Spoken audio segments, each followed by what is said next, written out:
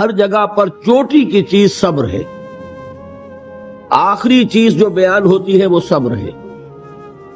سورۃ العصر میں آخری بات وَتَوَاصَوْا بِالصَّبْرِ یا ایھا الذین آمنوا استعینوا بالصبر والصلاۃ، اے ایمان والو مدد حاصل کرو صبر سے اور نماز سے۔ ویڈیو شروع کرنے سے پہلے ایک گزارش ہے، اگر آپ ہمارے چینل پر نئے ہیں تو سبسکرائب ضرور کریں اور ڈاکٹر اسرار احمد رحمت اللہ علیہ کے لیے سورہ فاتحہ پڑھ کر کامنٹ میں آمین لکھنا نہ بھولیں۔ شکریہ۔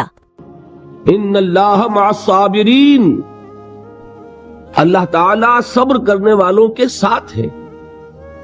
اور پھر آگے چل کر وبشر الصابرین الذین اذا اصابتهم مصیبۃ قالوا انا للہ وانا الیہ راجعون، اے نبی بشارت دیجئے، خوشخبری دیجئے ان صبر کرنے والوں کو کہ جن پر جب بھی کوئی تکلیف یا مصیبت نازل ہوتی ہے تو کہتے ہیں کہ ہم اللہ ہی کے ہیں اور اللہ ہی کی طرف ہمیں لوٹ جانا ہے۔ صبر کا مفہوم ہے اپنے آپ کو تھامنا، روکنا، برداشت کرنا، تحمل کرنا، اور جو بھی اپنا ایک طے شدہ مقصد ہے کسی بھی مخالفت سے بددل ہوئے بغیر، کسی بھی تکلیف یا مصیبت سے ہراساں ہوئے بغیر اس کی طرف پیش قدمی کیے چلے جانا۔ بڑی سخت سردی پڑ رہی ہے، فجر کا وقت ہے، گرم پانی کا اہتمام نہیں ہے، اب اس وقت فجر کی نماز کے لیے اٹھنا، ٹھنڈا پانی اگر ہے تو وضو تو کرنا ہوگا، اس ٹھنڈے پانی سے وضو کرنا، اس وقت لحاف سے نکلنا ہی بہت مشکل، ٹھنڈے پانی سے وضو کرنا اور مصیبت۔ یہ جب تک انسان میں صبر کا مادہ نہ ہوگا ممکن ہی نہیں۔ اس کو کہیں گے صبر علی الطاعہ، اطاعت پر صبر کرنا۔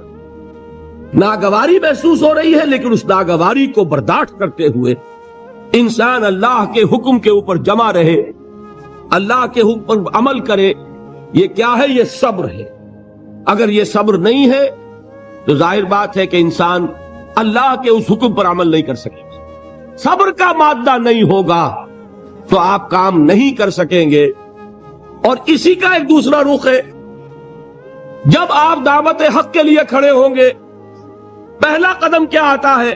استہزاء، تمسخر، مذاق اڑانا، جس کی میں مثال اب دینا چاہتا ہوں محمد الرسول اللہ صلی اللہ علیہ وسلم کی شخصیت سے۔ دیکھیے ہم کیا اور ہماری بساط کیا، ہم کیا مبلغ ہوں گے، کیا داعی ہوں گے، ہمارے اپنے دامن پر داغ ہوتے ہیں، لیکن یہ کہ محمد الرسول اللہ کے دامن پر کوئی داغ تھا؟ ان کو تو سارے مکے والے الصادق الامین کہتے تھے، نہایت محبوب شخصیت تھے۔ ان کے لیے تو جا صادق، جا الامین، یہ الفاظ سننے میں آتے تھے، آنکھوں کا تارا۔ لیکن جب آپ نے دعوت اب شروع کی، اب قرآن مجید میں دیکھیے کسی نے کہا مجنون ہو گئے، دماغ خراب ہو گیا، پاگل ہو گئے، اجی شاعر ہیں، کچھ شعر جوڑ لیتے ہیں ہم پر دھوک جماتے ہیں۔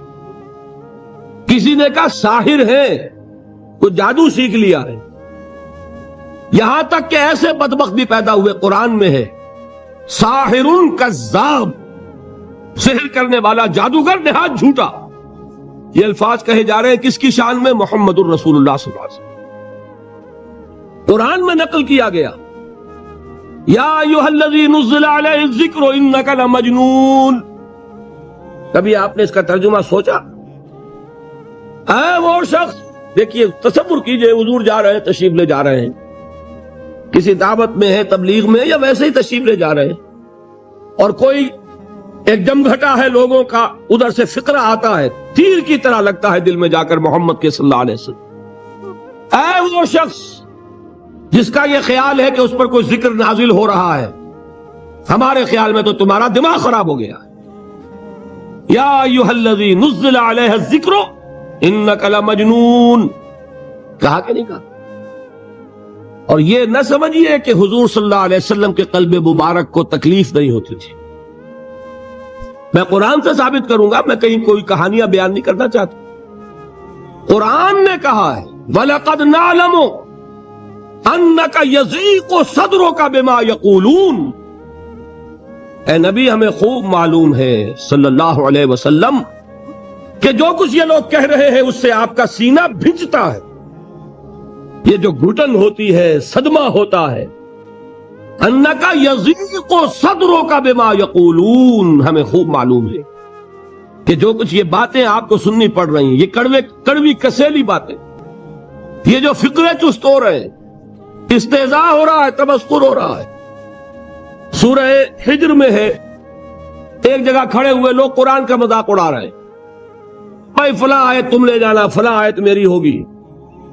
اس کے ٹکڑے کر رہے ہیں، اس کے ٹکڑے حصے بکھرے کر کے قیمہ بنا کر ان آیات کا تمسخر اڑا رہے ہیں. ایک جگہ قرآن مجیدی میں مذکور ہے کہ فرشتوں کا مذاق اڑ رہا ہے.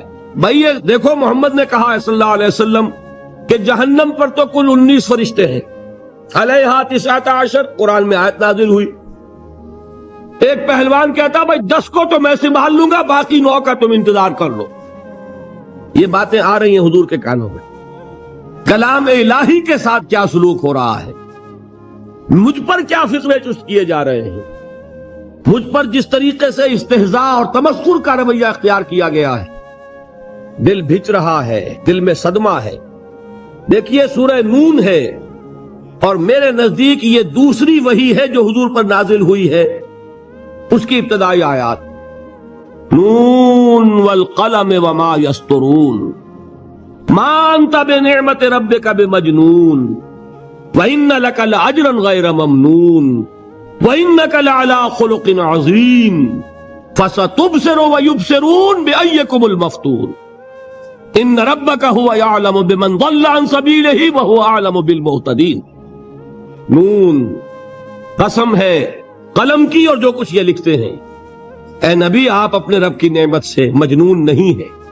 یہ کیوں کہا جا رہا ہے؟ حضور کو جو صدمہ پہنچا ہے وہی نازل ہوئی ہے دل جوئی کے لیے، تسلی کے لیے. آپ کیوں برا منا رہے ہیں؟ اے نبی آپ کیوں صدمہ اور رنج اور اندوہ محسوس کر رہے ہیں؟ ان بدبختوں کے کہنے سے کوئی آپ مجنون ہو جائیں گے؟ ما انت بنعمت ربک بمجنون وَإِنَّ لَكَ لَأَجْرًا غَيْرَ مَمْنُونَ. آپ کو جو یہ صبر کرنا پڑ رہا ہے، آپ کو جو یہ جھیلنا پڑ رہا ہے، اس کی وجہ سے آپ کو وہ اجر ملے گا جس کا سلسلہ کبھی منقطع نہیں ہوگا. وَإِنَّكَ لَعَلَىٰ خُلُقٍ عَظِيمٍ. اور اے نبی آپ تو خلق عظیم کے حامل ہیں. آپ کا اخلاق، آپ کا کردار، آپ کی سیرت، آپ کی شخصیت میں طہارت، نفاست، پاکیزگی، آج تک دنیا نے کوئی پاگل، کوئی مجنون ایسا بھی دیکھا؟ یہ ساری باتیں اللہ تعالیٰ حضور کی دلجوئی کے لیے فرما رہے ہیں. اس سے آپ اندازہ کیجئے کہ کتنا صدمہ ہوتا ہوگا. یہی ہے، اس ساری چیز کو جمع کیجئے تو یہ چیز کیا ہے؟ وَاصْبِرْ عَلَىٰ مَا يَقُولُونَ وَاهْجُرْهُمْ هَجْرًا جَمِيلًا.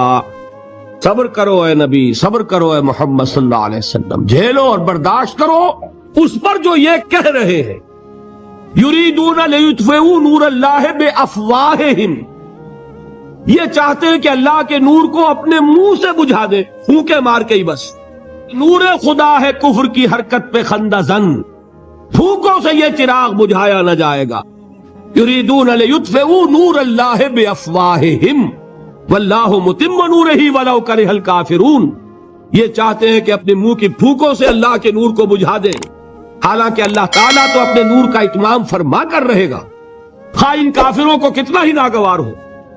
اس کی ترجمانی ہے نور خدا ہے کفر کی حرکت پہ خندہ زن، پھونکوں سے یہ چراغ بجھایا نہ جائے گا. یہی وجہ ہے دیکھیے مکی صورتوں میں خود نبی اکرم صلی اللہ علیہ وسلم کو اتنے مختلف پیرایوں میں صبر کا حکم دیا گیا. کچھ مثالیں میں دے چکا ہوں. وَلِرَبِّكَ فَاصْبِرْ، اسی طریقے سے وَاصْبِرْ كَمَا صَبَرَ أُولُو الْعَزْمِ مِنَ الرُّسُلِ، اے نبی صبر کیجئے جیسے کہ صبر کیا ہمارے اولو العزم رسولوں نے. وَاصْبِرْ وَمَا صَبْرُكَ إِلَّا بِاللَّهِ، اے نبی صبر کیجئے اور آپ کا صبر تو اللہ ہی کے سہارے ہے. وَاصْبِرْ لِحُکْمِ رَبِّکَ، یہ سورہ نون جس کی ابتدائی آیات میں نے آپ کو سنائی، نون والقلم وما یسطرون ما انت بنعمت ربک بمجنون، اس کا اختتام کیا ہوتا ہے؟ وَاصْبِرْ لِحُکْمِ رَبِّکَ وَلَا تَکُنْ كَصَاحِبِ الْحُوتِ اذ نادى وهو مکظوم. اے نبی صبر کیجئے اپنے رب کے فیصلے کا، انتظار کیجئے اور اس مچھلی والے کے مانند نہ ہو جائیے. مچھلی والا کون؟ حضرت یونس علیہ الصلوۃ والسلام. مچھلی والے نے اپنے دینی حمیت اور غیرت جو تھی اس کی وجہ سے اللہ کے حکم کا انتظار نہیں کیا، اپنی قوم کو چھوڑ کر چل دی. نبی کا، رسول کا یہ معاملہ ہوتا ہے. جیسے کہ آپ کو معلوم ہے کوئی افسر ہے کسی حکومت کا، وہ اپنی پلیس آف ڈیوٹی کو نہیں چھوڑ سکتا. He must stick to his place of duty. بڑے افسرز کے لیے تو یہ بہت بہت اہم بات ہے. تو اے رسول، جہاں آپ کو ہم نے تعینات کیا ہے آپ وہاں سے ہل نہیں سکتے کہ ذرا مخالفت ہوئی، لوگوں نے فکرے چست کیے اور آپ کہیں اور چل دیے. دفعہ ہوئیے، یہ بات نہیں سننا چاہتے، میں کسی اور کو سناؤں گا. ہو سکتا ہے نا؟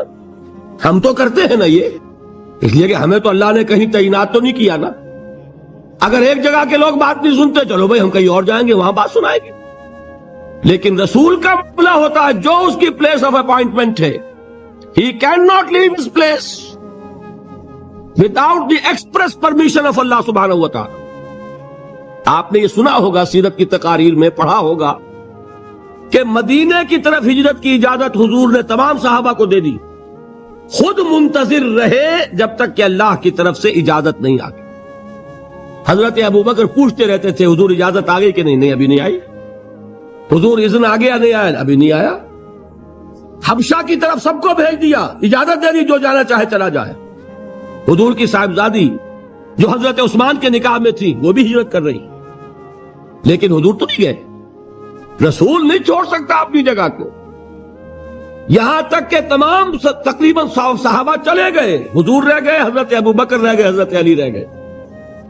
اور حضرت ابوبکر پوچھ رہے ہیں بار بار اجازت آئی یا نہیں؟ نہیں ابھی نہیں آئی. حضرت عائشہ نے واقعہ بیان کیا کہ ایک روز اچانک دوپہر کے وقت ہم نے دیکھا کہ حضور نے اپنے پورے جسم کو ڈھانپا ہوا ہے، چہرے کو بھی کپڑے میں ڈھانکا ہوا ہے اور تشریف لا رہے ہیں. یہ اس میں تعجب کی بات یہ کہ عرب میں آج بھی آپ کو معلوم ہے کہ یہ چیز جو ہے ان کی روایات کے خلاف ہے کہ دوپہر کے وقت کوئی کسی سے ملنے جائے. یہ وقت جو ہے قیلولے کا ہے، آرام کا ہے.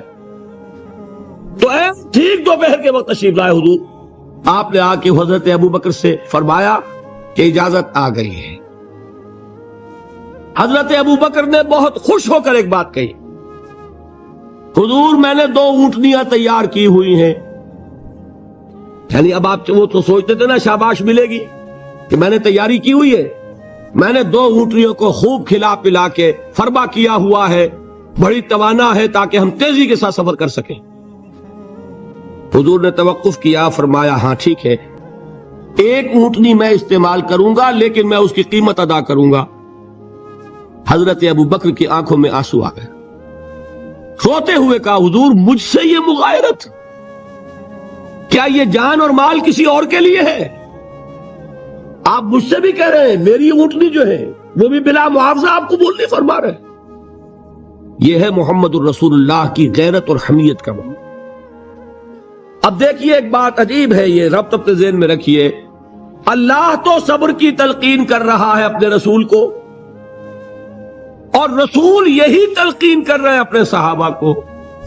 صبر کرو، جھیلو، برداشت کرو، ہاتھ مت اٹھانا، کوئی جوابی کارروائی نہیں ہوگی، بلکہ اپنے اوپر جھیلو جو کچھ جھیلنا ہے، ڈٹے رہو، پیچھے مت ہٹنا، یہ صبر ہے. لیکن ہاتھ اٹھانے کی اجازت نہیں. چنانچہ اب ذرا چشم تصور سے دیکھیے، ابو جہل اس نے جو بدترین روش اختیار کی، وہ ایک خاندان تھا حضرت یاسر، ان کی اہلیہ حضرت سمیہ، اور ان کے فرزند حضرت عمار رضی اللہ تعالی عنہم. یہ غلام نہیں تھے. حضرت سمیہ تو کنیز تھیں لیکن یاسر غلام نہیں تھے. ان کی کہانی یہ ہے واقعہ یہ ہے کہ یہ بہت نیک آدمی تھے یاسر، یمن کے باشندے.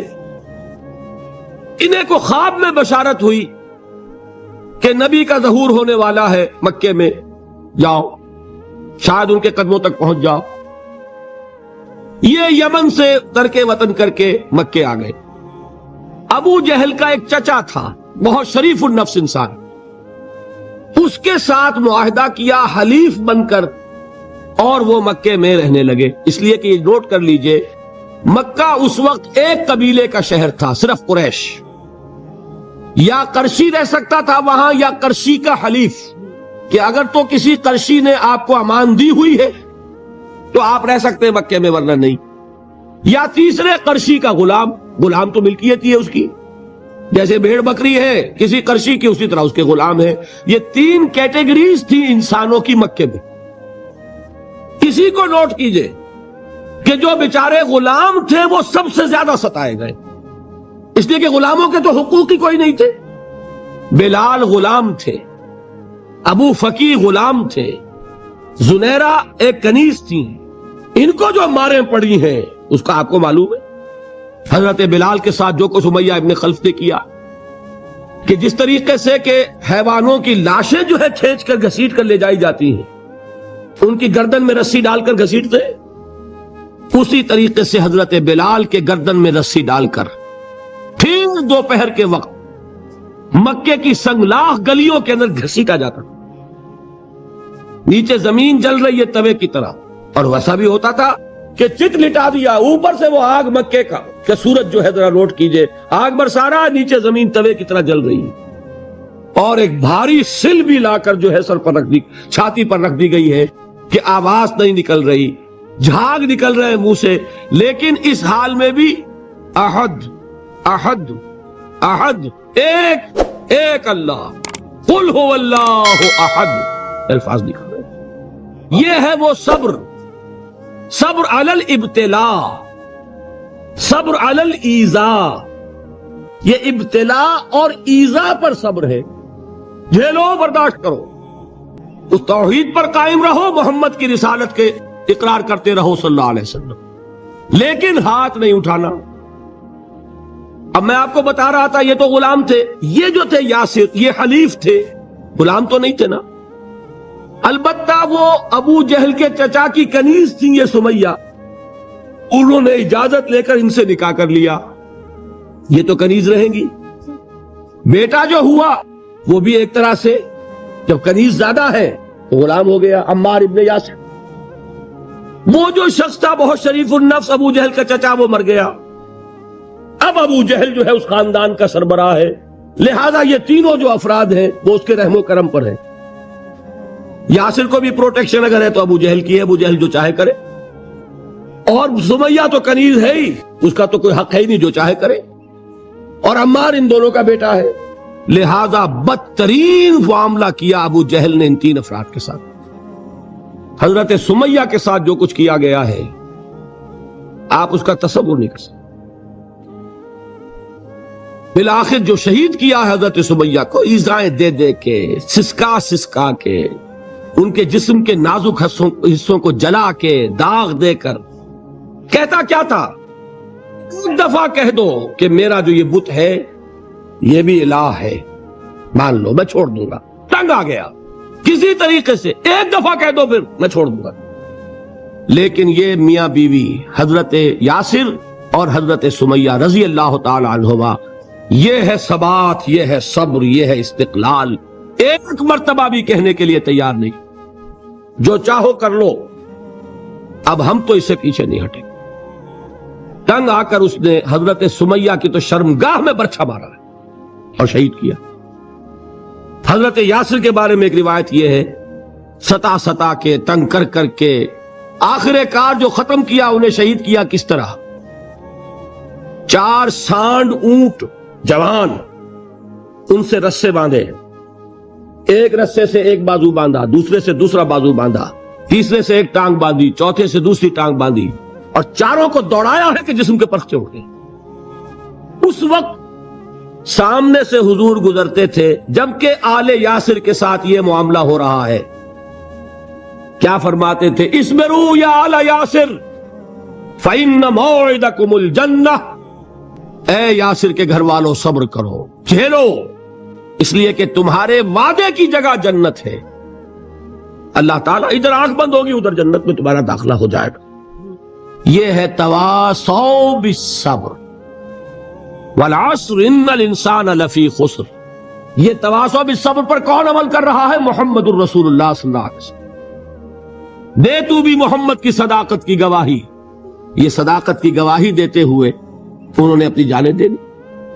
4 سے لے کر 12 تک 8 برس، اس کو کہتے ہیں پرسیکیوشن، فزیکل پرسیکیوشن، تشدد، مار پیٹ، جلانا، دہتے ہوئے انگاروں پر لٹانا، پھاکے رکھنا، بھوکے رکھنا، ان کو ڈال دی گئی زنجیریں، گھروں میں بند کر دیا گیا نوجوانوں کو۔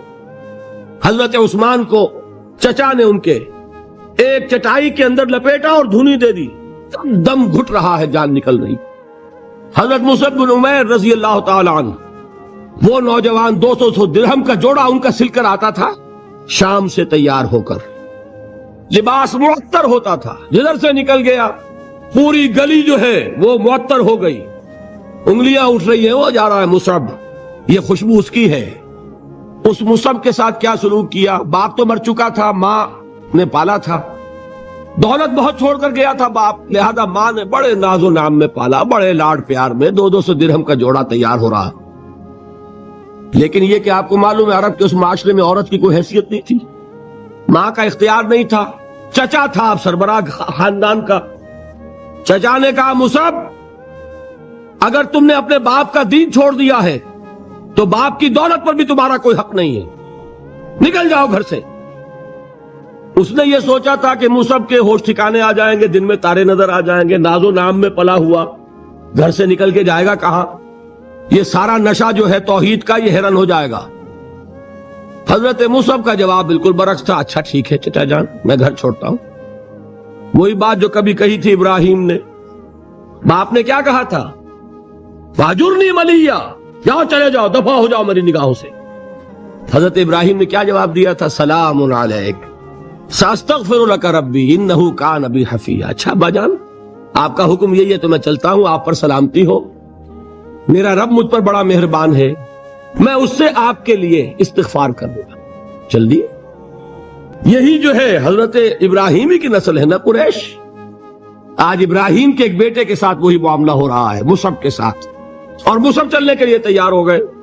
چچا نے سوچا، میں سمجھتا تھا کہ ہوش ٹھکانے آ جائیں گے، یہ تو تیار ہو گیا نکلنے کے لیے۔ غصے میں آ کے اگلی بات کہی، یہ کپڑے جو پہنے ہوئے تم نے یہ بھی اسی مشرک باپ کی کمائی کے ہیں، اتارو ان کو۔ وہیں کپڑے اتارے، مادر زاد برہنہ گھر سے نکالے گئے۔ ماں کے پاس پہنچے، ماں نے آنکھوں پر ہاتھ رکھے، وہ سب کیا ہوا؟ ماں سے کہتے ہیں کہ ماں میں موحد ہو گیا، اور وہاں سے گئے پھر حضور کی خدمت میں، کپڑے کہیں سے مانگے ہوں گے۔ یہ مصعب ہیں 200 درہم کا جوڑا پہننے والے۔ جب حضور پر مدینے کے 12 افراد ایمان لائے تھے، بیعت عقبہ اولا ہوئی، انہوں نے کہا کہ حضور ہمیں کوئی شخص اپنا ایسا شاگرد دیجئے جو ہمیں قرآن پڑھا سکے۔ حضور نے حکم دیا مصعب جاؤ، اب مدینے جاؤ، یثرب جاؤ، یثرب والوں کو قرآن پڑھاؤ، انہیں تبلیغ کرو۔ مصعب گئے ہیں وہاں، 1 سال کی کمائی 75 افراد لا کر حضور کے جھولی میں اگلے سال ڈال دیے کہ حضور یہ میری 1 سال کی کمائی ہے، 72 مرد 3 عورتیں۔ بہرحال وہ مصعب بن عمیر ہیں جو غزوہ احد میں شہید ہوئے، اور جب شہید ہوئے تو ان کے جسم پر صرف ایک چادر تھی۔ یہی چیزیں ہیں اصل میں کہ جو ہمارے دلوں کو منور کرنے والی ہیں نور ایمان سے۔ وہ علم بردار تھے غزوہ احد میں، جھنڈا مسلمانوں کا ان کے پاس تھا۔ ایک ہاتھ پر ایک شانے پر وار پڑا، ہاتھ کٹ گیا، دوسرے سے تھاما، دوسرے پہ کٹ گیا، اب دونوں حصوں کے بچے ہوئے ٹکڑوں سے جھنڈے کو تھاما، گرنے نہیں دیا، یہاں تک کہ شہید ہو گئے۔ گرے ہیں تو جھنڈا گرا ہے۔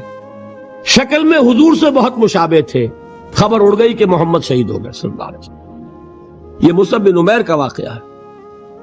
جب ان کو اب دفن کرنے کا وقت آیا، اور شہید کے لیے کفن جو ہے اس کا وہی لباس ہوتا ہے جو شہادت کے وقت ہو، حضور کے سامنے ایک پرابلم پیش کیا گیا، حضور मुसअब के जिस्म पर तो एक चादर थी, और वो चादर भी इतनी छोटी है, यानी 2 गज की चादर भी नहीं है। उससे अगर सर ढांपते हैं मुसअब का तो पैर खुल जाते हैं, पैर ढांपते हैं तो सर खुलता है। क्या करें? हुजूर ने फरमाया, सर ढांप दो चादर से और पैरों पर घास डाल दो। ये आखिरी लिबास है जो मोहम्मद के उस दीवाने को इस दुनिया से रुखसत होते हुए मिला है, जिसका 200-200 दिरहम का जोड़ा चलता था। यह है सब्र। बर्दाश्त किया कि नहीं किया? ये खब्बाब बिन अल-अरत पेशे के लिहाज से लोहार थे। सोचिए, एक जिंदा इंसान को दहकते हुए अंगारों पर लिटाया जा रहा है। उन अंगारों से खाल जली, कमर की चर्बी पिघली, उस पिघलने वाली चर्बी से वो अंगारे ठंडे पड़े। ये सब कुछ झेल रहा है एक शख्स। सोचने वालों ने सोचा नहीं होगा क्या जुर्म था इसका? तो बड़ा शरीफ आदमी है, बहुत अच्छा कारीगर है, वक्त पर काम देता है, मुनासिब उजरत लेता है, ये क्या हुआ? ये कोई जुर्म नहीं, जुर्म सिर्फ एक है, एक अल्लाह को मानता है और मोहम्मद के दामन से वाबस्ता है। फस्तईनू बिस्सब्र वस्सलाह, मदद हासिल करो किससे? सब्र से और नमाज। इन्नल्लाह मअस साबिरीन, जान लो कि अल्लाह ताला सब्र करने वालों के साथ। वला तक़ूलू लिमन युक़्तलु फी सबीलिल्लाहि अमवात, और हरगिज न कहो उसे जो अल्लाह की राह में कत्ल हो जाए कि वो मुर्दा है। बल अहयाउन वलाकिन ला तशऊरून, नहीं, वो जिंदा है लेकिन तुम्हें उनका शऊर नहीं है। और सुनिए, अब ये आयत अहम तरीन है सब्र के मौजू पर। वलनब्लुवन्नकुम बिशैइन मिनल खौफि वल जू'i व नक्सिम मिनल अम्वालि वल अनफुसि वस्समरात वबश्शिरिस साबिरीन, और देखो हम तुम्हें आजमाएंगे। वलनब्लुवन्नकुम, हम लाज़िमन आजमाएंगे तुम्हें, बिशैइन मिनल खौफ, खौफ की कैफियत तारी करके, वलजू, भूख, फक्र और फाका, व नक्स मिनल अम्वाल, माली नुकसान, वल अनफुस, जानी नुकसान, व समरात, और समरात, फलों और मेवों का नुकसान। मेरे नजदीक यहां पर समरात का मफहूम एक और भी है। एक तो साफ था, खजूर की फसल तैयार है, ग़ज़वा तबूक जाने का हुक्म मिल गया, कौन उतारेगा? और खजूर वक्त पर उतरी नहीं, बर्बाद हो जाएगी। ये हो रहा है ना मेवों का नुकसान। और मेरे नजदीक यहां ये भी है, बसा औकात बहुत सी मेहनतों का नतीजा इंसान देखता है कि ज़ाया चला गया। मैंने 10 साल मेहनत की, हासिल कोई नहीं निकला। ये समरात क्या है? मेहनतें, मेहनतों के समरात का ज़िया। कोशिश आपने की, किस्मत की खूबी देखिए, टूटी कहां कमन, 2-4 हाथ जब के लबे बाम रह गए। Be prepared. एक शायर के ये अशार हैं, ये फसल उम्मीदों की हमदम इस बार भी गारत जाएगी, सब मेहनत सुबह शामों की अब के भी अकारत जाएगी। मेरे नजदीक ये समरात का जो लफ्ज यहां आया है, वनक्स मिनल अम्वाल वल अनफुस वस्समरात, सब मेहनत सुबह शामों की अब के भी अकारत जाएगी। धरती के कोनों खदरों में फिर अपने लहू की खाद भरो, फिर मिट्टी सेंचो अश्कों से, फिर अगली रुत की फिक्र करो, फिर अगली रुत की फिक्र करो, जब फिर एक बार उजड़ना है। एक फसल पकी तो भर पाया, तब तक तो यही कुछ करना है। एक मकसद है सामने, इनकलाब बर्पा करना है। एक कोशिश नाकाम हो जाए कोई परवाह नहीं, नेक्स्ट, फिर तैयार रहो नाकामी के लिए। ऐसा ना हो जो अंग्रेजी में कहते हैं hope for the best but be prepared for the worst. ऐसा ना हो कि दूसरी मर्तबा नाकाम हो के बददिल हो जाओ, तुम्हारी हिम्मतें जवाब दे जाए। नहीं, पहले से तैयार रहो कि दूसरी मर्तबा भी नाकामी आए तो आए, लेकिन जब तक कि कामयाबी हासिल नहीं होती हमें यह काम किए चले जाना। देखिए सीरत में आया कि नहीं ये वाकया। बदर में मुसलमानों को फतह हुई तो ओहद में जक पहुंची कि नहीं? 70 सहाबा शहीद हुए कि नहीं? اگر ان کی ہمتیں جواب دے جاتی تو گاڑی کیسے چلتی آگے؟ تو فرمایا وَلَنَبْلُوَنَّكُمْ بِشَيْءٍ مِّنَ الْخَوْفِ وَالْجُوعِ وَنَقْصٍ مِّنَ الْأَمْوَالِ وَالْأَنفُسِ وَالثَّمَرَاتِ، ہم تمہیں لازماً آزمائیں گے خوف کی کیفیت سے، فقر و فاقے کی کیفیت سے، بھوک سے، جان کے نقصان سے، مال کے نقصان سے، محنتوں کے حاصل کے ضائع ہو جانے سے۔ وَبَشِّرِ الصَّابِرِينَ، اور اے نبی بشارت دیجئے صبر کرنے والوں، الذین اذا اصابتہم مصیبت، وہ کہ جب ان پر کوئی تکلیف آئے، کوئی مصیبت آئے، کوئی آزمائش آئے، قالوا انا للہ و انا الیہ راجعون، وہ یہ کہیں کہ ہم اللہ ہی کی طرف لوٹ جانا ہے۔ یہ وہی انداز ہے جو میں نے فارسی کا شعر سنایا تھا آپ کو کہ سرے تسلیم خم ہے جو مزاج یار میں آئے۔ وہ ہمارا مولا ہے، ہمارا آقا ہے، اگر اسے یہی منظور ہے تو ہمیں بھی یہی منظور۔ میں نے تسلیم و رضا کی بات کی تھی نا، آپ کو کچھ شعر سنائے تھے، ایک شعر اور سنیے، اور یہ کس کا ہے؟ محمد علی جوہر کا۔ ایک مرتبہ جیل گئے، ان کی ایک بیٹی جوان بیمار ہوئی، فوت ہو گئی، باہر چھوڑا انگریز نے، جاؤ بھائی دفن کر دو بیٹی کو۔ دوسری مرتبہ جیل گئے، دوسری جوان بیٹی اسی مرض میں مبتلا ہوئی، اب یہ جیل میں ہے، خبر پہنچی کہ دوسری بیٹی کے اوپر بھی اسی مرض کا حملہ ہوا ہے۔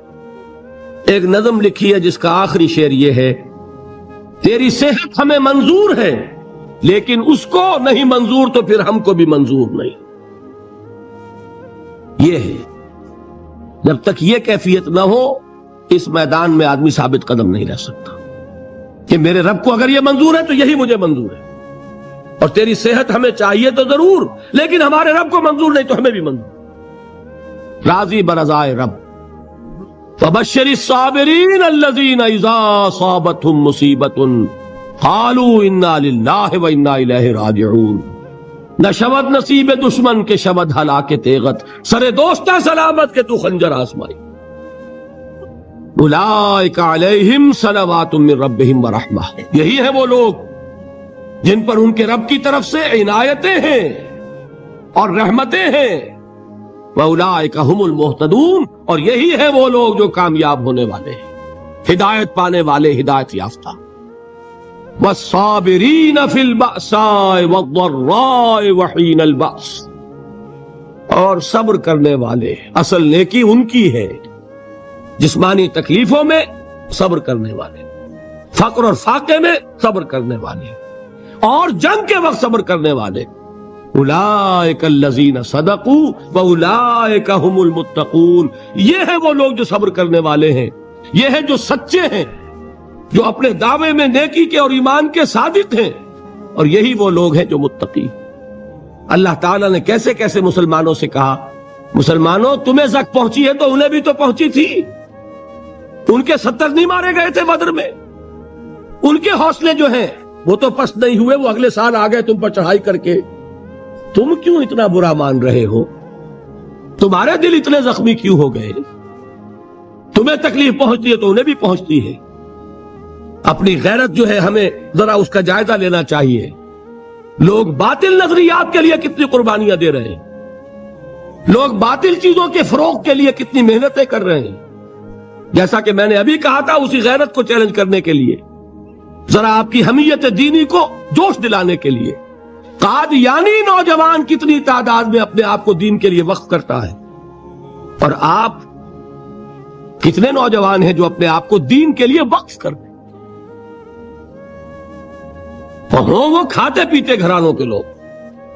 یہ نہیں ہے کہ اگر کوئی اور کام نہیں کر سکتا تو پھر یہ ہے کہ وہ دین کے کام میں لگ جائے۔ باصلاحیت لوگ، کھاتے پیتے لوگ، ذہنی استعداد رکھنے والے لوگ، اونچے گھرانوں کے لوگ، وہ وقت کریں اپنے آپ کو دین کے لیے۔ اس کے بغیر کیسے باہر آ جائے گی، کیسے رونق آ جائے گی؟ تو دنیا میں باطل نظریات والے جو ہیں، یہ بات کہی گئی ہے، مسلمانوں تم اگر توحید کے لیے لڑ رہے ہو، دیکھتے نہیں ابو جہل کو، اس نے گردن کٹوائی ہے شرک کے لیے، شرک کے لیے گردن کٹوائے، اور تم توحید کے لیے گردن کٹوانے کو تیار نہ ہو۔ اس نے گردن کٹوائی کہ نہیں کٹوائی؟ اور کس طرح کٹوائی ہے؟ چونکہ بڑا متکبر قسم کا فرعون قسم کا شخص تھا، جب گردن کاٹنے لگے تو کہتا ہے ذرا نیچے سے کاٹنا تاکہ جب تم نیزے کے اوپر چڑھاؤ میرے سر کو تو اونچا نظر آئے، معلوم ہو سردار کا سر۔ وہ بدبخت مرتے ہوئے بھی جو اس کی یہ کیفیت تھی نا، اس کو ذہن میں رکھیے۔ تو یہ اس لوگوں نے قربانیاں دی، جانیں دی، تو فرمایا اگر تم ان سے زیادہ قربانی نہیں دو گے، یہ نوٹ کر لیجئے اس کو، مجرد اگر حق کو غالب کرنا اللہ کے ذمے ہو تو آنے واحد میں غالب کر دے گا، تمہیں تکلیف ہی دینے کی ضرورت نہیں۔ سمجھ رہے؟ کیا اللہ کے مقابلے میں کوئی باطل کی طاقت ٹھہر سکتی ہے؟ یہ تمہارے ایمان کا امتحان ہے، یہ تمہارے خلوص کی آزمائش ہے، یہ تمہارے امتحان کا ثبوت درکار ہے کہ اللہ تعالیٰ دیکھنا چاہتا ہے تم اس کے لیے اپنی جانیں قربان کرنے کو تیار ہو کہ نہیں، تم اس کے لیے تن من دھن لگانے کو تیار ہو کہ نہیں۔ اور یہ جان لو کہ اگر کفار اور مشرکین اور ملحدین اور باطل نظریات والے وہ جو کچھ قربانیاں اپنے باطل نظریات کے لیے دے رہے ہیں، ان سے زیادہ اگر تم نہیں دو گے تو حق غالب نہیں ہوگا۔ انہوں نے جو صبر کیا ہے اپنے باطل نظریات پر، اگر تم اس سے زیادہ صبر کا ثبوت نہیں دو گے اپنے اس حق پر تو حق غالب نہیں ہوگا۔ اس لیے فرمایا یا ایھا الذین آمنوا اصبروا وصابروا، نہ صرف یہ کہ صبر کرو بلکہ صبر میں اپنے دشمنوں سے آگے نکلو، ان کے صبر سے بڑھ کر صبر کرو۔